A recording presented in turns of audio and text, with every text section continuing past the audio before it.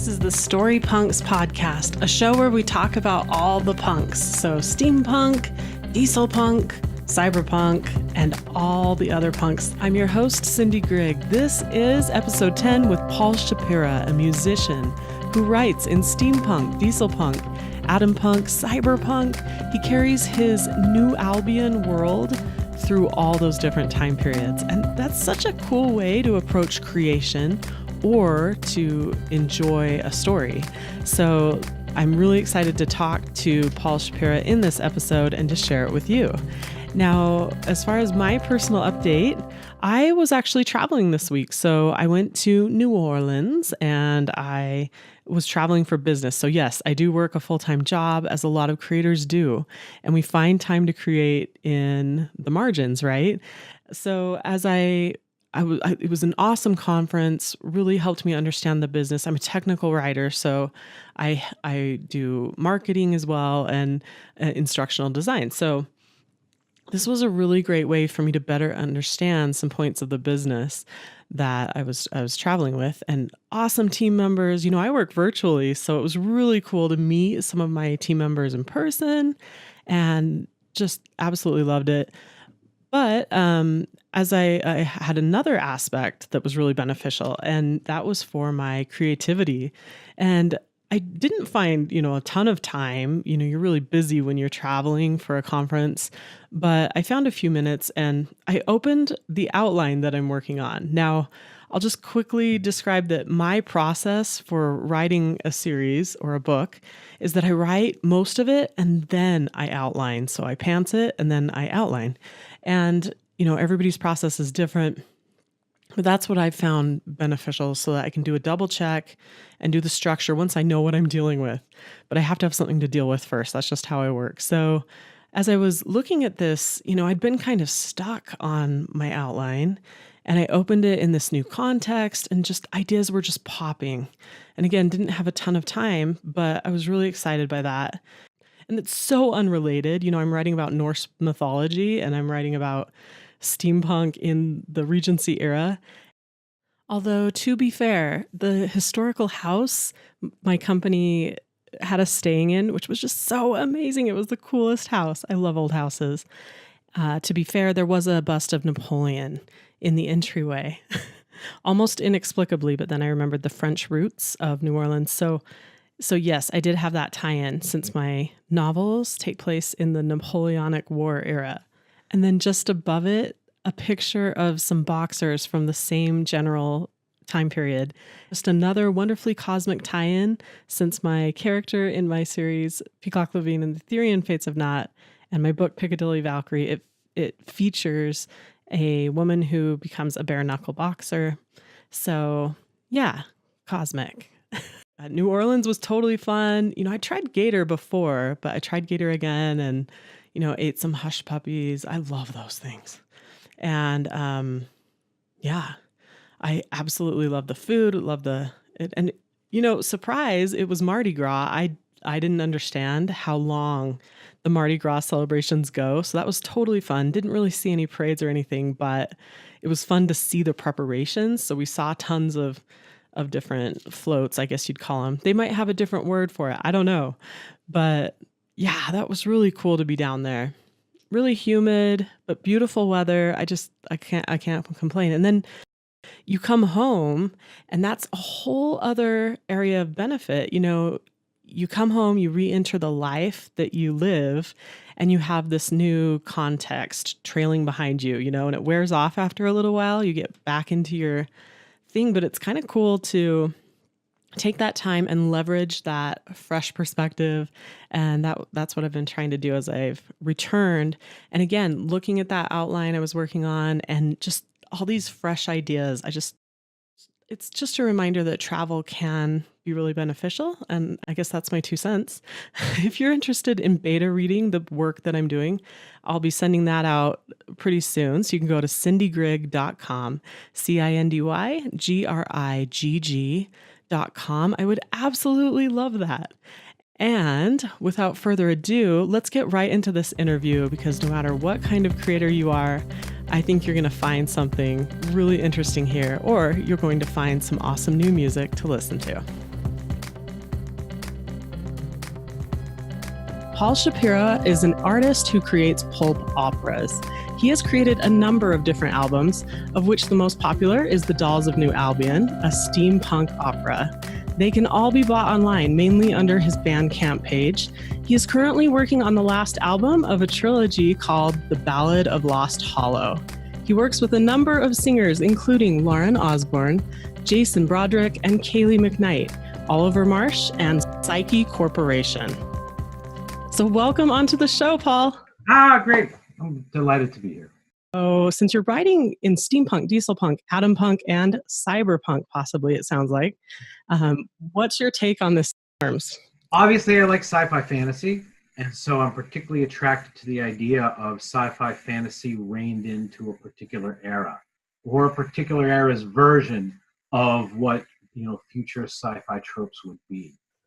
And while a lot of people explore those in literature, one of the things that attracted me to it back when I first decided to do a steampunk opera was the fact that musically there weren't so many examples.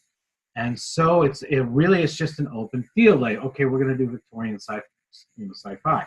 Wow, what would that sound like?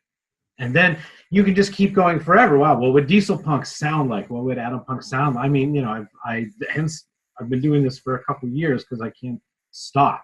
There's just so much potential. It gets into your bones, and I am really interested in hearing why you've pulled the same story through all of these different genres instead of, starting with a new story. Well, it's not the same story. I mean, every single album is a complete self-contained story.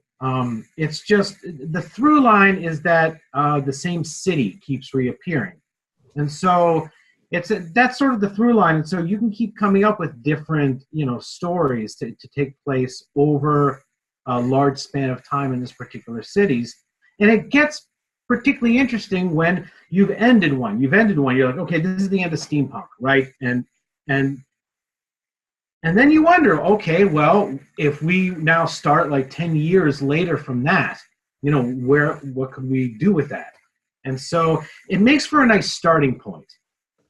And obviously I have a fan base who are very, very invested in this city. And so I can tell any story I want if I slap the name New Albion on, it'll get some attention, which is great. And I like that. So that's why I keep working with the New Albion. So the stories, they have different characters, would you say they have different themes, or are there any themes that are also a through line? They definitely have different characters, and they definitely have different themes. And, obviously the Steampunk, Dieselpunk, Atompunk operas is a trilogy. And so there is a sort of, those kind of contain themselves, but each one is specifically different in themes. Like Steampunk really has a lot of riffs on Christian religious tropes. And then Dieselpunk riffs on Buddhist religious tropes. And then Atompunk riffs on existential tropes. Very cool.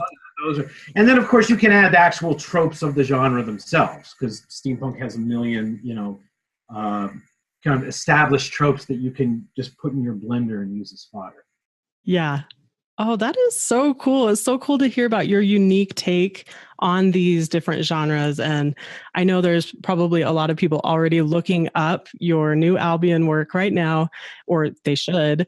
And I know you already have a very established audience as well. So thank you for taking us through that for anyone who is not as familiar. Is there anything else you want to add for new listeners or anyone that is looking at your work for the first time?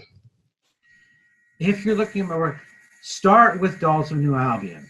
Or you can start with, the first album of The Ballad of Lost Hollow. But definitely those are two good starting points. Awesome. Okay, so why opera? And you've already touched on this already a little bit, but what is it about the format that calls to you, and what makes it right for these particular stories? Opera. The question of whether these albums are operas or not is one that keeps getting argued again and again from different perspectives. I would say it is opera. Here's the thing. There's no classical music. I mean, it's sort of modern music. And so does that make it an opera? So that makes it a rock opera. But is it really when you think rock opera, you really think like it's not really a rock. I mean, it's, there's lots in it, but so is it a musical? Well, if it's a musical, it certainly doesn't, it's not like we talk for a while and then suddenly break into song. Right. It's right. continuously, the music begins and ends, and if there are any spoken bits, they're small and contained. So a friend of mine actually came up with the term pulp opera, and I love that term. No one knows what you're talking about, but it also gives you a chance to explain it, because what I essentially make is pulp operas, because they are operas, because the story is told through music and singing, like definitely, and they aim to tell a story, because you'd have like, oh man, it's a concept album. There's a story in there, and I don't want you to have to like search for the story. Like the story should be obvious. Like here we are, here's this person, and then this happens, and I want you to follow it as if I'm telling you a story. I'm just telling you a story with a lot of cool instruments and, really good singers. So it technically is opera, even though how much relation there is to classical opera is questionable. Although I like big themes. I mean, I'm all about like going from 1 minute to like, a broken heart or lustful yearning for love to like, what is the nature of reality? Which I find to be a completely, perfectly acceptable theme to talk about. So somewhere in there is your answer. Yeah, I think that's absolutely the answer. And I really appreciate you taking us through how you thought about it. And there is this advantage to using terms that you have to define in the moment with people, because it does help you explain your work. And I love the term pulp opera. I think that's way cool. Yeah, it makes the most sense. Yeah. Okay, so I know this is a basic question as far as, we get this a lot when we're creating stuff, but what is your creative process? And there's a lot of creators listening to the show. There's a lot of, fans and people who are interested in what you've produced, but there's also people that are producing their own stuff. So what is your creative process, especially in these, realms for New Albion? I get really excited, then I cry, then I hate myself, then I get excited, and then I'm done. Yeah. No, okay, in essence, the creative process is, the first thing I do is decide on a theme. I'm going to make an album. It's going to be a story. What's going to be the theme? The theme's going to be Dieselpunk, or, in case of like the Slender Man musical. We're going to make a horror opera. So you got the theme, and then the next step is a story. Even though, this is my dirty little secret, I never ever write the entire story out before I begin production. I usually have, in some cases, I'll only have the first. It usually goes a little beyond the first act, but I'll have probably about half. I'll be about halfway, even. But I usually won't have the last act, and then I'll just start with no idea of how the last act's going to go. And I actually find it works better that way, because the longer you're working on it, the more you're thinking about it, and the more it becomes what it actually is. When you plan something out, what it is at that moment in your head is not what it's actually going to be. So what it actually turns into, it gives you a much clearer idea of where it should go. So story to a certain point, and then, you sometimes will write an outline and sometimes not. But usually you try to just generally break down the story. Okay, if this is a story, and this will be the story that happens in the first act, woman brings the dead guy back to life, loves him, walks around with him, then realizes he doesn't love her, so has to, kill him again with an axe. Okay, simple story, right? We're going to tell it in about 20 minutes. But now we need to break down, like, what in there is going to be a song. So certain events would be a song. But because it's music, and because it's kind of sort of an opera, we can stop the story dead just to have the character sing an emotional reaction. And in fact, we want that to happen, because as where if you were watching a movie and that happened, you'd be really bored. The whole point of the music is you can get this visceral, emotional thing. Oh my God, he doesn't love me. I'm a failure. I suck. Bloody hell. And, and that's a 5-minute, like, you have them like at the top of their lungs. So you're plotting out, what's there's a song, and then this is the song, and that. And then you sort of have maybe like an understanding of like what 5 songs are going to be. And it's never that, there's always holes in there. But then that's it. Then you sit down and start making music. You just, start, and the whole time you're thinking of sounds. Yes, the whole time you're doing this. All the while you're doing the story stuff, you're thinking sounds. Like steampunk. If we're doing steampunk, we're going to have bells. We have to have bells. We have to have accordions. Oh, what are we going to do with accordions? And so eventually you sort of thought about a lot of sounds you want to work with. So then you just start pulling out those sounds and then, playing around with them until you like them. And then a song comes. And then, and then at some point you write lyrics. And there you go. It's amazing how much relevance there is between different mediums, or I should say among different mediums, because what you've just described is really similar to my process as a writer and a lot of different creators. I think they have, they talk about this tension between, oh, am I a pantser, writing by the seat of my pants, or do I outline? And I've always found it somewhere in the middle, like you're talking about. Yeah.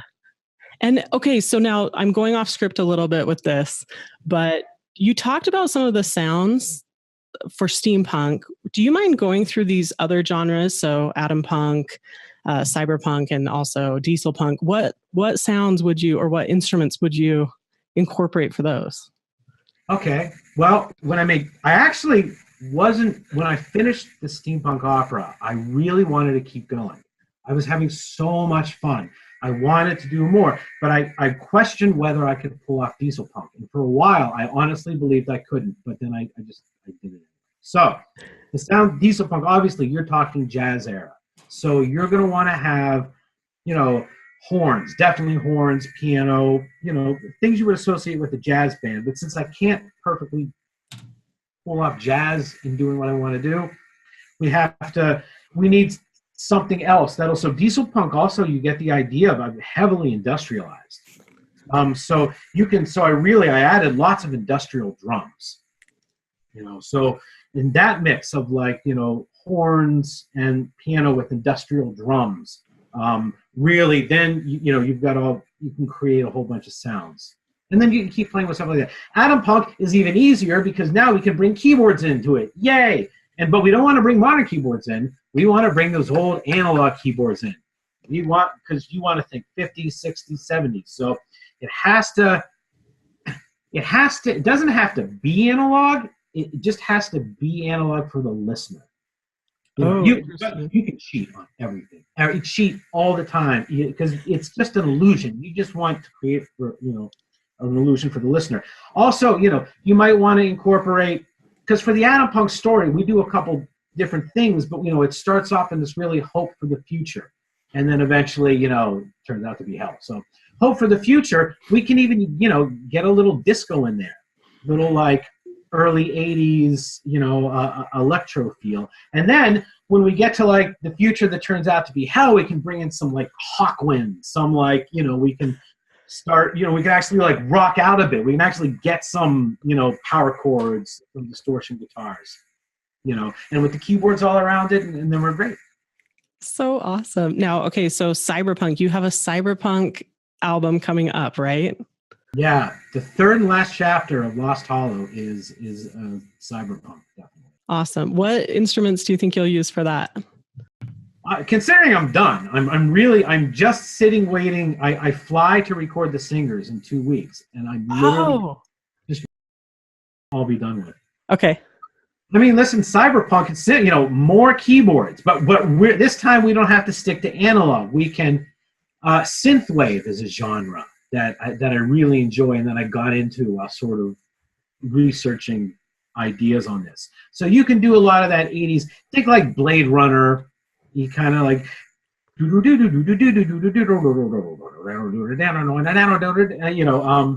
that was a lot, lots of those kind of racing. Think of all those 90s bad sort of CGI videos racing through the thing, and what the music would be playing in that. And that's like the essence of like Cyberpunk.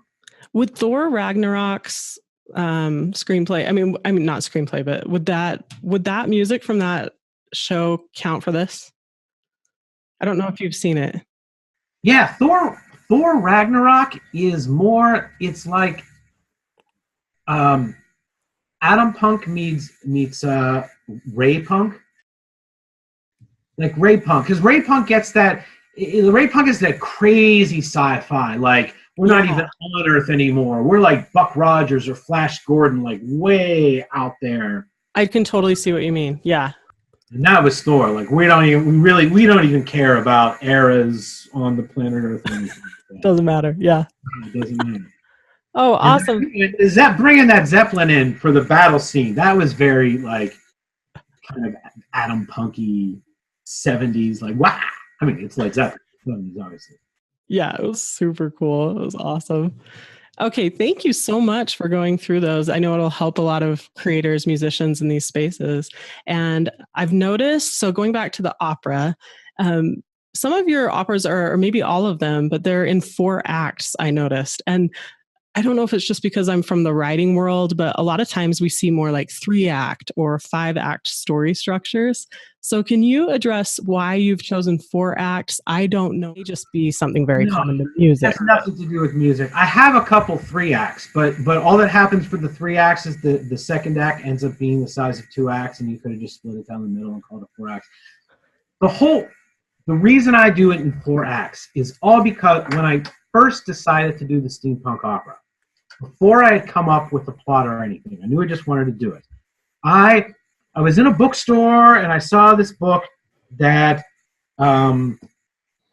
it talked about how the plot of the book was like an Escher painting, and I never read the book. I've never bought it. I really should one of these days.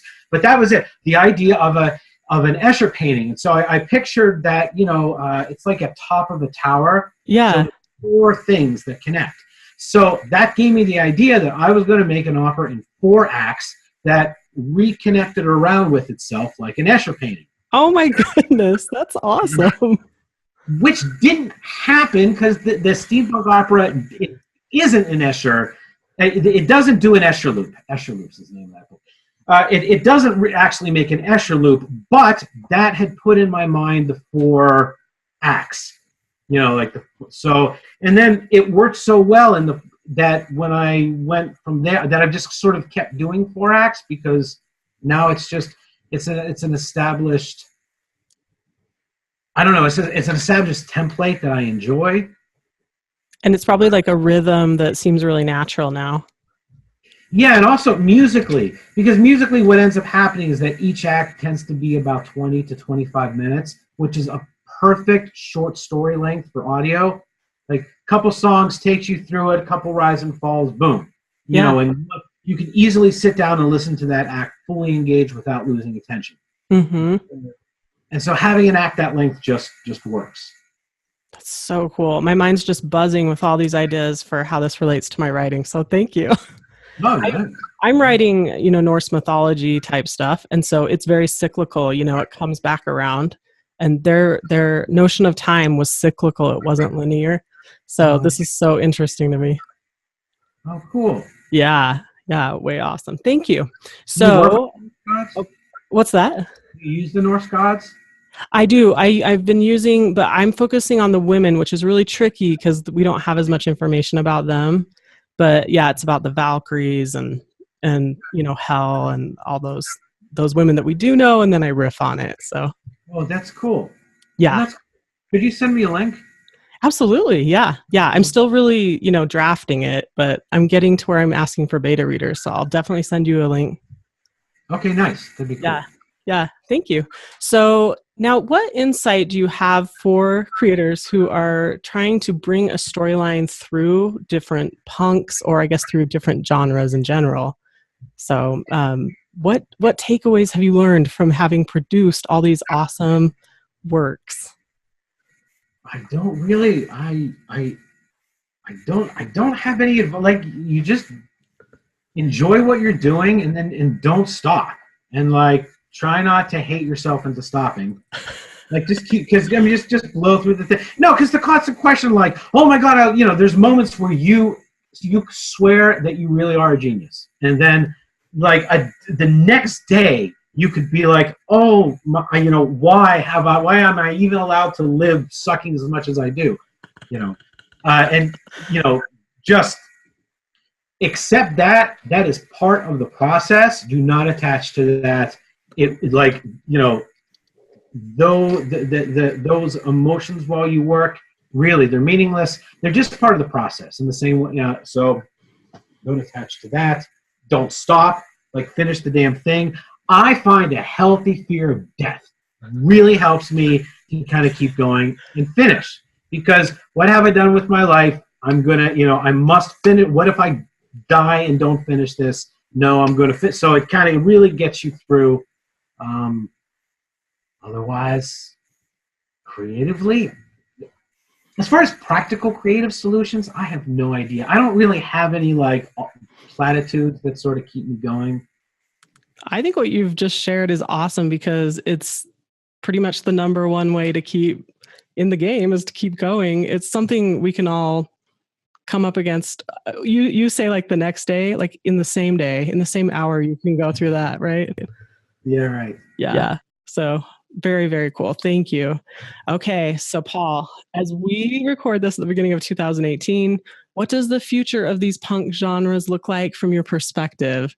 And what would you like to see from these movements, any of them? Or I'm not sure I'm the best person. I'm actually the worst person to ask. No, there are worse people than me. I love my mom dearly, but she would definitely not. This wouldn't be her question. For all.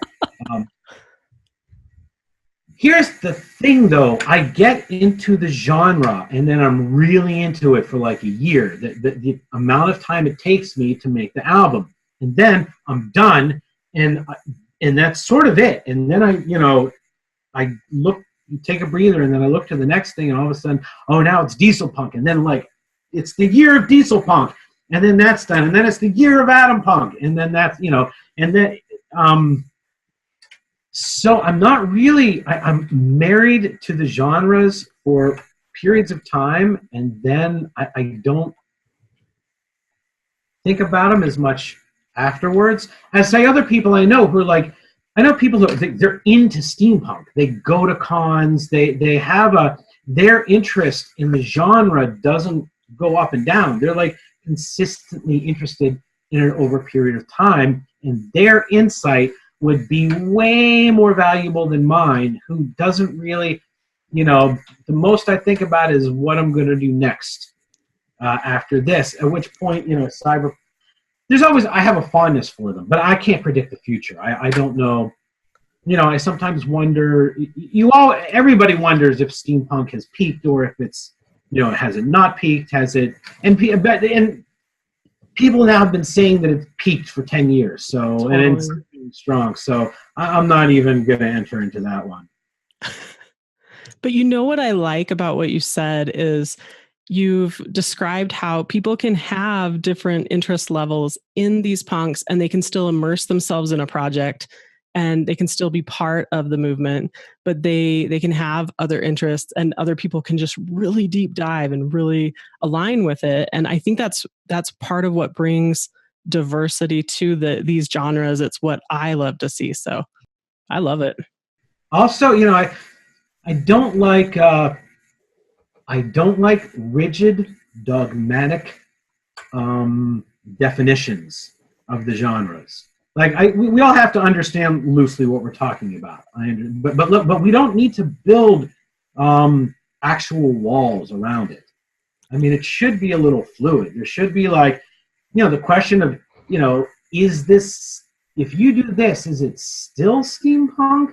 That's awesome. Like, that's cool. I mean, you should. So anytime that someone really wants to dogmatically define it and wall it in, I usually stand in opposition to that. I do as well, because I value talking through it with so many different people, because I think it's a way to inform each of our each of the projects that we're working on. But I tend to be like you, where I pretty much want people to use it as an anchor and then, drift away wherever their art takes them.